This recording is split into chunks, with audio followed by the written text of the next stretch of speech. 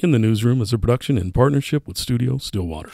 Every week, journalists from the Stillwater News Press invite listeners to join us in the newsroom and hear the story behind the stories.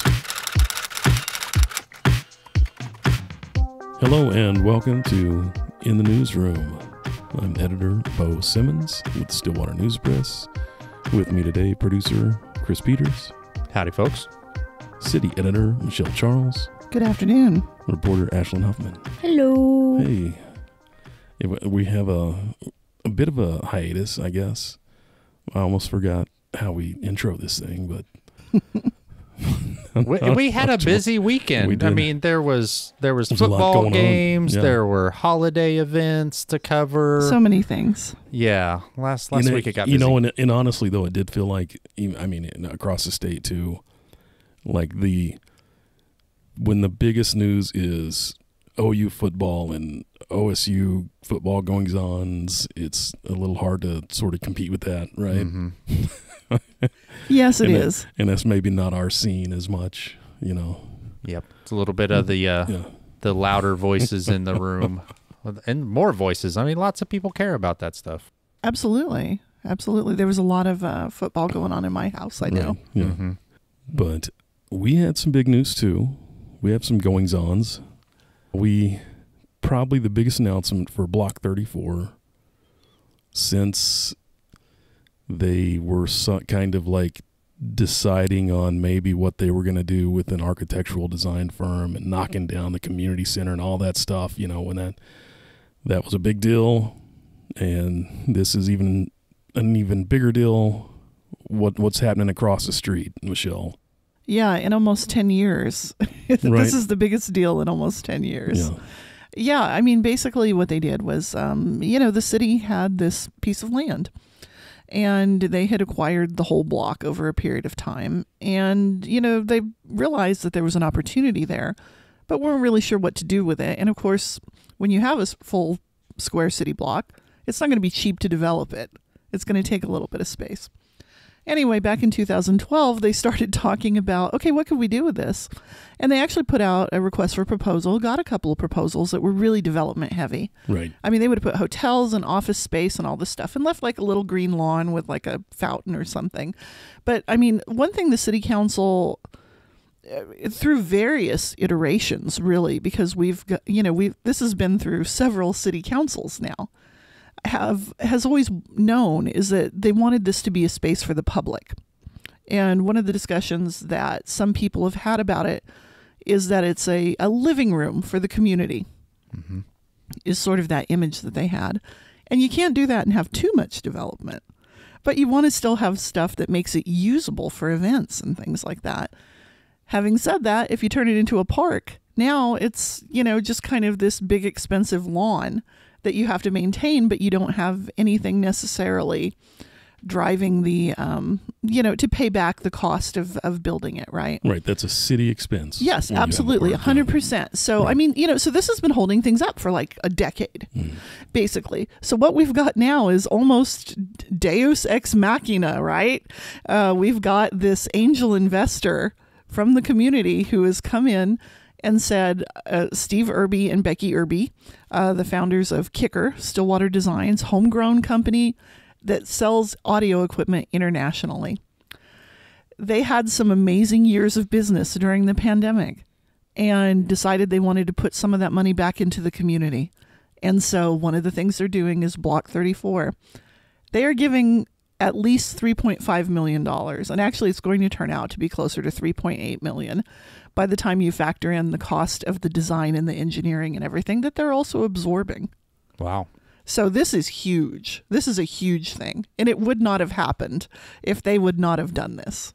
And it, I think the overall picture kind of looks maybe also similar to what the trust was sort of working out with other planners, like sort of the basic, let's do a stage in one corner, let's do, maybe a pavilion in another. So like they got close to that, right?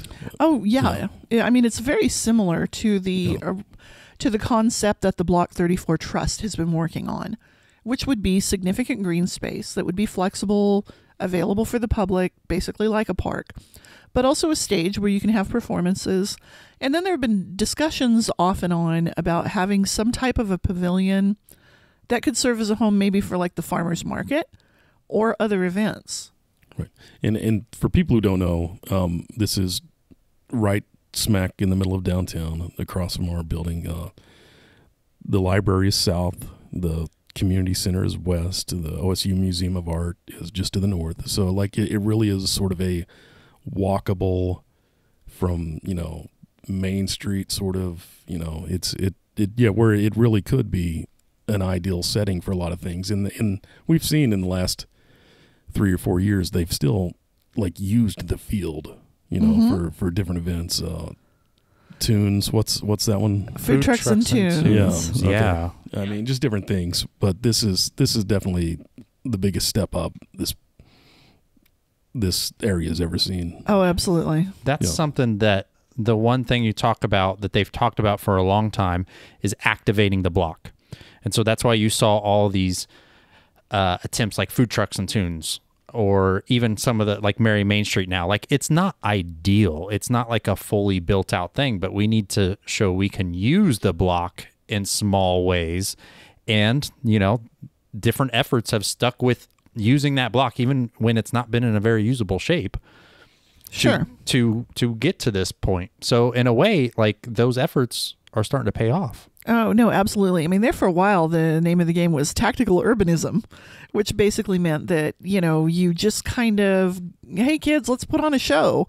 And you drag a bunch of hay bales over, and that's your seating. It's and like guerrilla event planning or something. Yep. Exactly is what it is.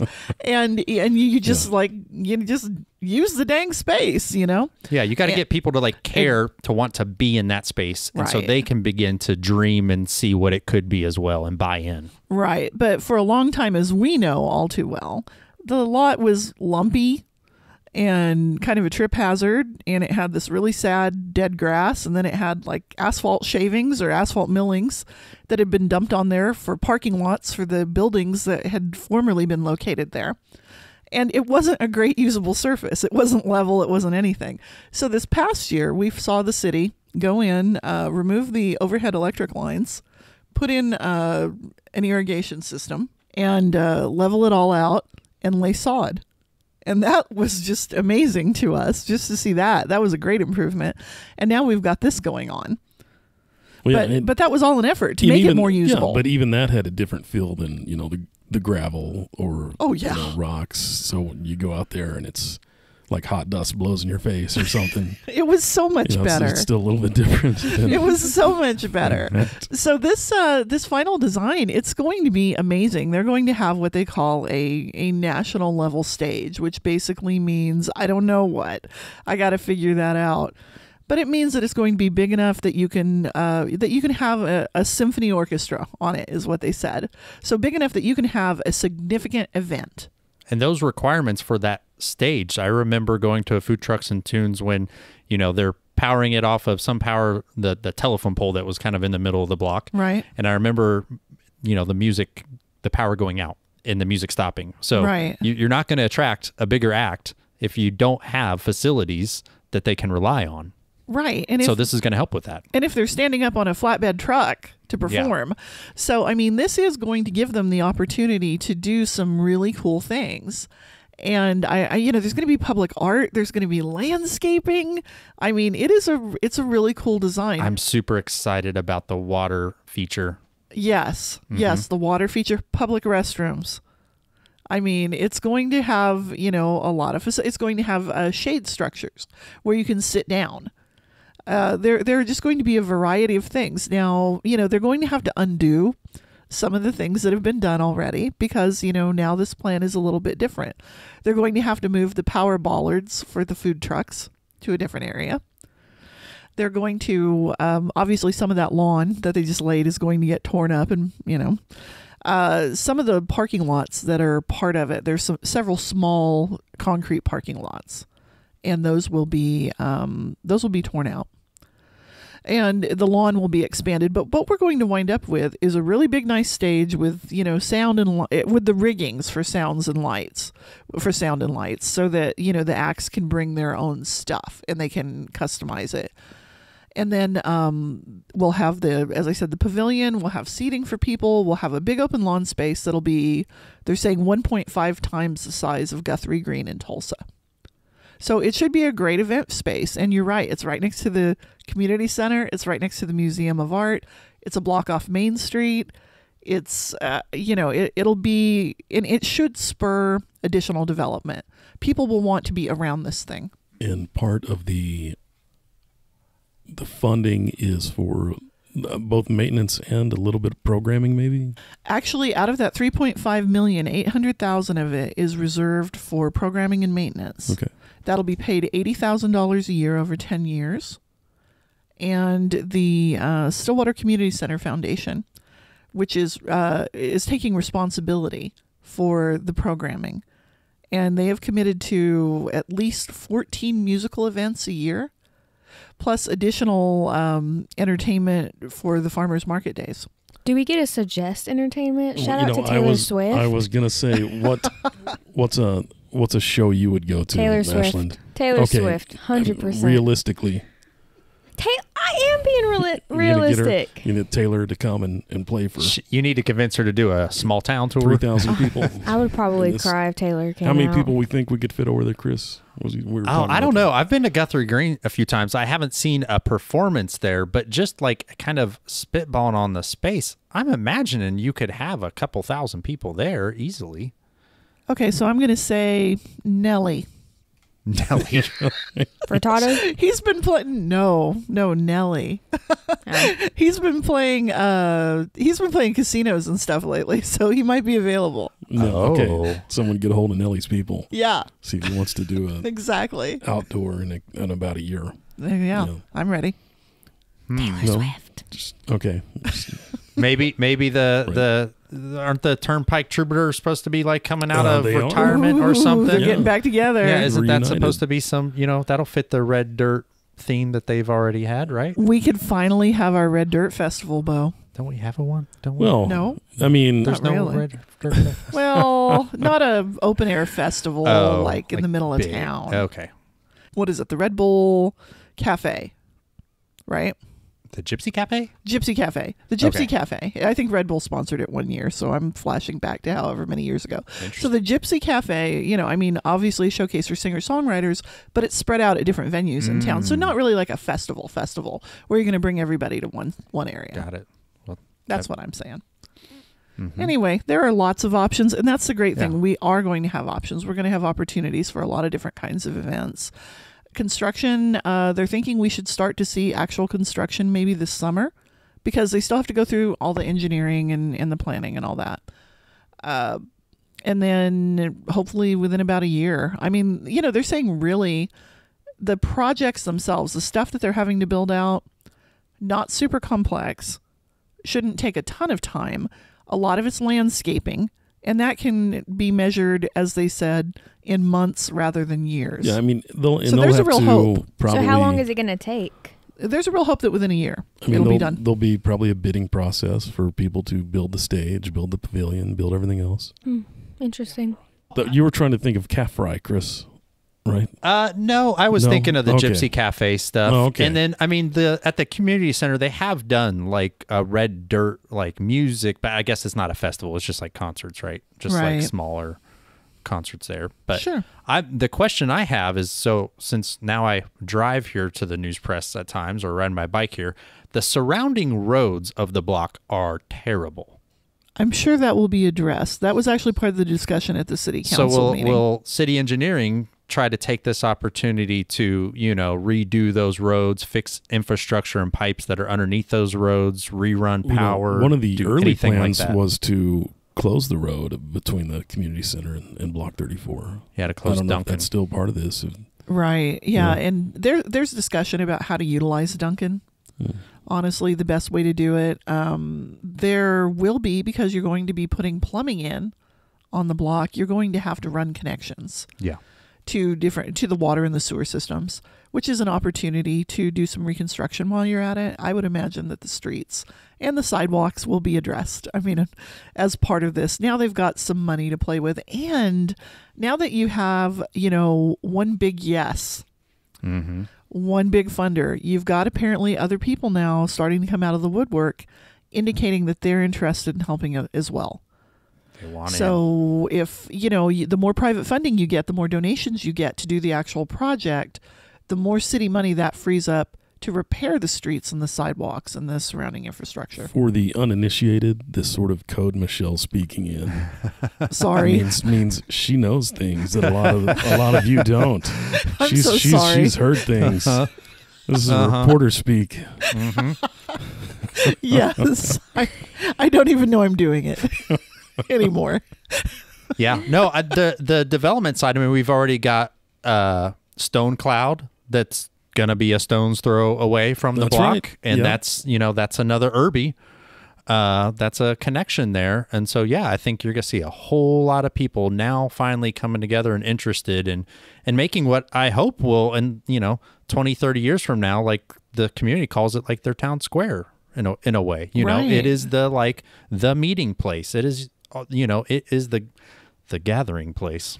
And I think it would be awesome. And also it will extend the feeling of downtown because, yes, it's technically in downtown, but really it feels like it's on the far edge because downtown proper has been sort of like Main Street and one block on either side of it, down to about 9th or 10th. So, and that's about it. Like, so when you look sort of, if you're traveling west to east, what you see are the backs of a lot of buildings and alleyways and things like that. So exactly. You would have to sort of change everyone's perception, of how this thing looks. And y'all know how I feel about murals. So I'm going to start banging the drum on murals again. Yeah. Anyway. You love them? I love murals. Okay, good. Me too. I thought you were going to say you hate them. I was like, no, I love murals. We need more murals. Yeah. There's a fantastic artists out of Enid that do a lot of like those geometric kind of Hive Appeal. Hive Appeal. Yeah, I follow them on Instagram. Yeah, they used to run their Main Street. The lady that runs business used to run their Main Street program, and they started doing a whole bunch of murals in Enid, and her husband were like, oh, we can turn this into a business. We've got some really cool artists with Stillwater ties, native artists as well, who go all over the country and do murals. Yep. So there are some cool options, and I think that could be a great place to start. The art is coming. Yes, the art is coming. So I got a call a couple of nights ago from Ashland, and it sounded like a party was going on. Okay. Yes. And what it turned out. Did you get some friends, Ashland? No. What it turned out to be was a lot of police officers getting people drunk. What? Yeah. And she decided to drunk dial you? No. Well, I actually called him because I was like, do you actually need a story on this? Because there was just a lot happening. And no, but it honestly did sound like glass clinking and like sort of, the muttered voices of and nobody was drinking at that point. Like everyone had already finished drinking. But they definitely had a buzz on. Yes. They were doing a loud sort of talk that yes. didn't care if they were being overheard or not. Yes. But what was that? That was the wet lab, which is essentially a training for police officers to be able to identify someone who is intoxicated. It's drug recognition expert training. It hasn't ever been held in Stillwater, so this was the first year that it was in Stillwater. I'd never even heard of it. They're actually getting actual volunteers to drink. Yeah. So they could sort of like determine their level of drunkenness. Yeah, and they do vital signs on these people. They take the blood alcohol content before they start drinking and then after they start drinking. And essentially they show the people that almost everyone was under the legal limit to drive. So they were 0.8 or like lower than 0.8, right? That's the legal limit. I think in your story you said like 0.5. Yeah, well, something like no, the legal limit is 0.08. Yeah, the legal limit is 0.8. There's a zero. But impaired. Okay. Is a lower level. Yeah. And so most of those people were lower than the legal limit to drive drunk, and a lot of them felt like they would be unsafe to drive at that level they were on. Okay, so I see. So you're saying that they're here getting their blood alcohol tested. They're saying, man, I feel pretty buzzed. I don't think I'd get in a car. Yeah. And they're like, well, here, look at this. You're not even at the legal limit. Yeah. So they showed people that. So what they did is they started drinking at 4 p.m. and then all the tests that the officers do, the standing leg test, the eye check test, all that was done at 6. So I talked to Jeremy, one of the instructors, and I asked him, I was like, well, why do you start drinking like at 4 and then do testing at 6? And he's like, well, you don't want people to start getting sick. You want them to have enough time. You don't want to feed them too much alcohol in a short amount of time. There was a lot of factors that went into it. All the responsible things to do while you're drinking. And Sure. everyone had to have a designated driver before they could even volunteer. So I'm glad to hear that. that was one of the big things. That would be interesting. Would you guys, if in your next drinking session, had access to a breathalyzer and somebody that knows how to operate it and who is sober themselves, to like be able to put a number to your drunkenness feeling?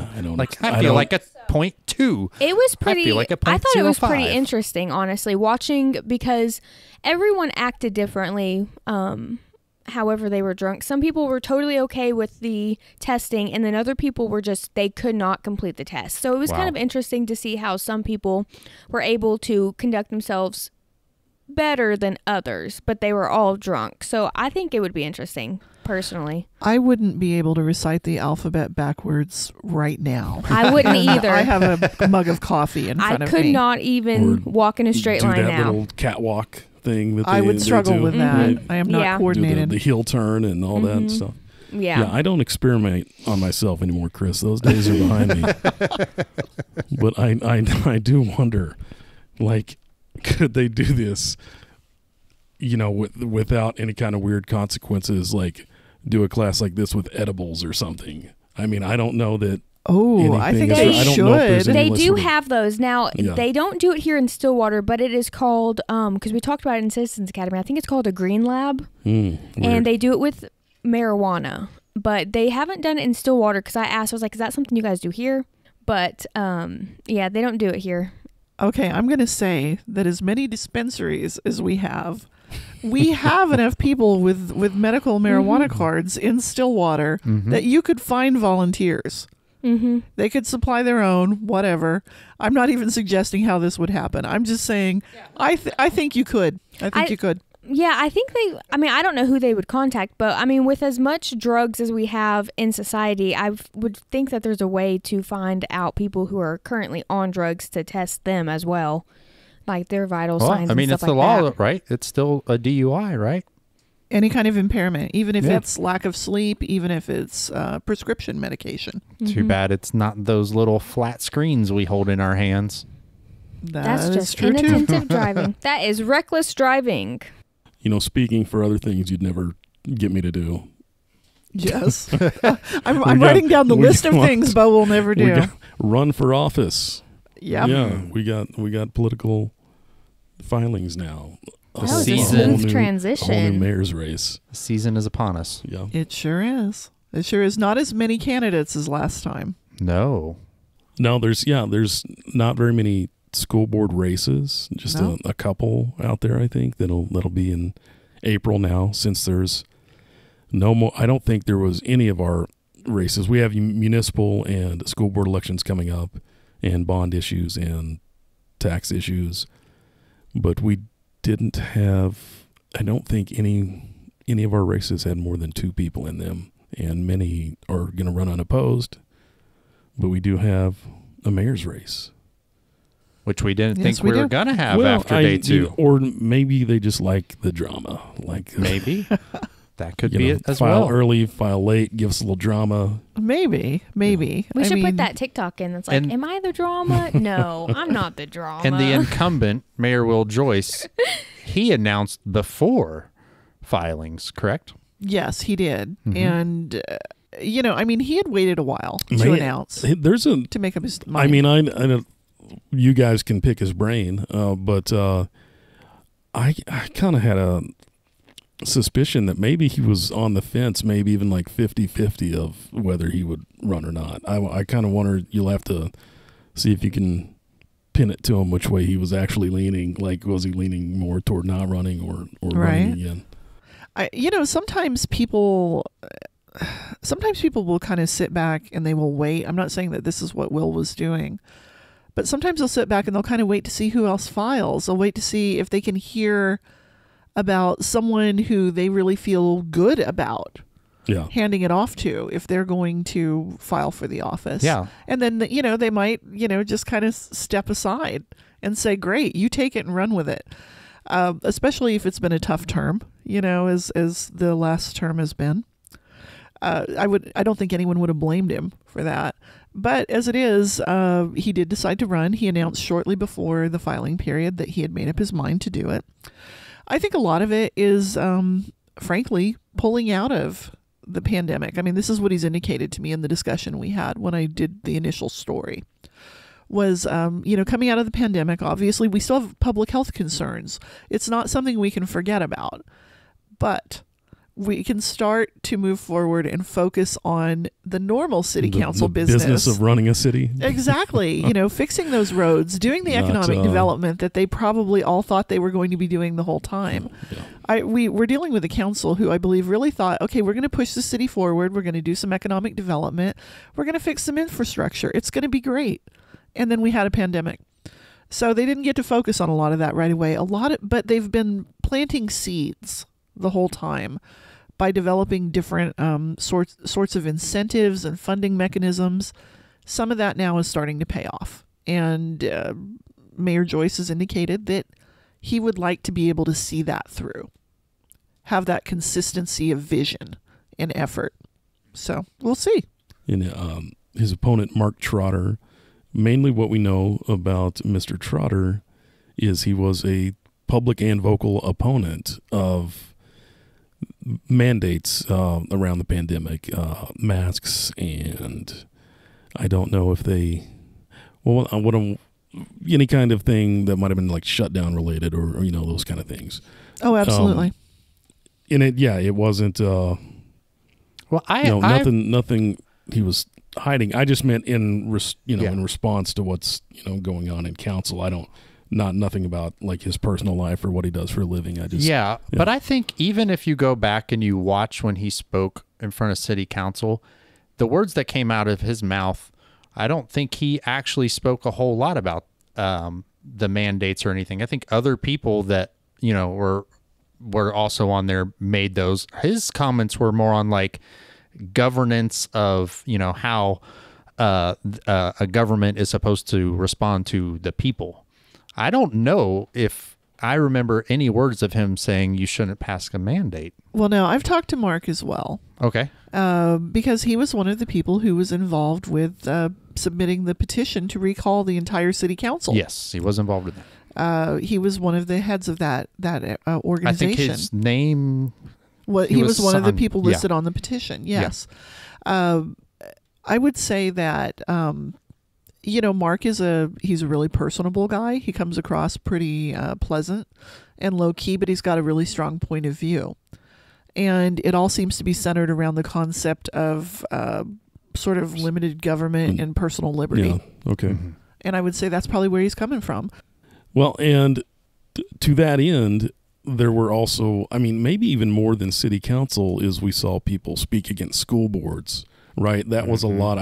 We saw it, all over the national news when you'd get those sort of like, close security camera shots of people speaking. You saw a lot of that at school boards, but we did not have opposition candidates, so to speak, did we? In our school board elections, I was like, I got so like sort of muddy in my brain of when everything took place. You guys were having to correct me. We had protests. Yeah. Well, and we had at least one candidate in the last school board race when we did our series of podcasts with them, who basically ran because under the on the platform that kids need to be in school. Okay. So we had at least one that was driven by that. So it was sort of anti-shutdown or anti-distance learning, or at least probably in opposition to different, a lot of concerns about, the impact on kids of the of distance learning. And she wasn't necessarily like a science denier or even in, in opposition to taking, precautions. But her whole thing was kids need to be in school and there are ways to do it safely.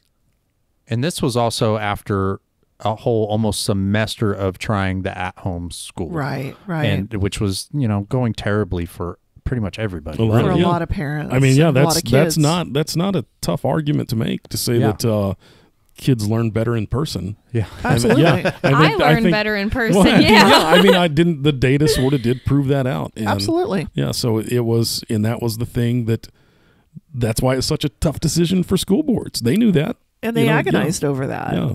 Now, having said all that, as much upheaval as we had and as many passionate addresses as we had made to the school board and several protests and all these other things, we've got another school board election and Tim Riley's running unopposed. Yeah. So, I mean, it seemed like once the school shutdowns or the distance learning went away, the steam, that head of steam people had, kind of dissipated pretty quickly. And, so we don't have a ton of people fighting to take on that role. Because let me tell you, school board is a huge commitment. It is Yeah. a 5-year term, and you have to do a ton of training. So it is a big, big commitment. It is not for the faint of heart. And I'm sure the school board will be very happy to not be like the center of the community's attention every week on, what are they doing next? Absolutely. Going back to boring ones of like, oh, yep, here's this, pass this funding to pay for this and that. And, Yeah, I think they there for a while. They were probably really looking fondly on the days when the biggest thing they were hearing about was Common Core math. Anyway, it'll be interesting in the city election for sure. yeah. And we're hoping to have our interviews again Yeah. with the candidates. Yeah. Still got to ask them. Still got to get their consents and Yeah. see and see what No. that turns into. No ambush interviews. No, they don't work as well for what we do. Nope. So Michelle and Chris are going to start politicking again here pretty Yes. soon. Yes, we Talking will. to folks, sort of We don't have as many Kind people of to talk to this time, though. open forum. It should be a little bit easier this time. Yeah, All right. hopefully. Unless we made it harder on ourselves, which is possible. That's probably going to do it for this week. Thank you for joining us in the newsroom. In the Newsroom is edited and produced by me, Chris Peters. You can find all of our past episodes and show notes at studiostillwater.net. This podcast is made possible with support from the Stillwater News Press. Please consider subscribing to our award-winning newspaper and help support local journalism. Go to stwnewspress.com to sign up. Thanks again for listening. Until next time.